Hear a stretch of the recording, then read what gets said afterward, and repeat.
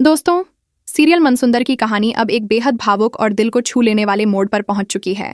जहां एक तरफ बिछड़े रिश्ते धीरे धीरे फिर से जुड़ते नजर आ रहे हैं, वहीं दूसरी तरफ अतीत के कई राज भी सामने आने की तैयारी में हैं।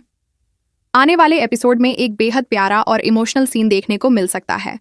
दरअसल छोटी रुचिता को अचानक बहुत जोर से भूख लगती है, लेकिन अपनी माँ के पास जाने के बजाय वह सीधे जूही के पास पहुंच जाती है। रुचिता मासूमियत से जूही को मौसी कहकर पुकारती है और उससे खाना मांगती है।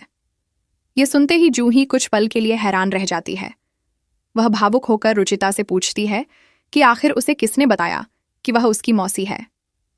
इस पर रुचिता बेहद भोलेपन से जवाब देती है कि किसी ने उसे कुछ नहीं बताया, लेकिन उसे लगता है कि जूही बिल्कुल उसकी माँ की बहन जैसी दिखती है, इसलिए उसने उसे मौसी कहा।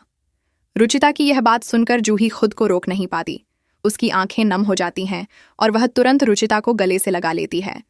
इतने सालों बाद अपने रिश्ते की झलक पाकर जूही काफी भावुक हो जाती है। इसके बाद जूही रुचिता को अपने हाथों से प्यार से खाना खिलाती है। यह खूबसूरत पल पूरे परिवार को भावुक कर सकता है। वहीं दूसरी ओर कहानी में एक और बड़ा ट्विस्ट आने वाला है।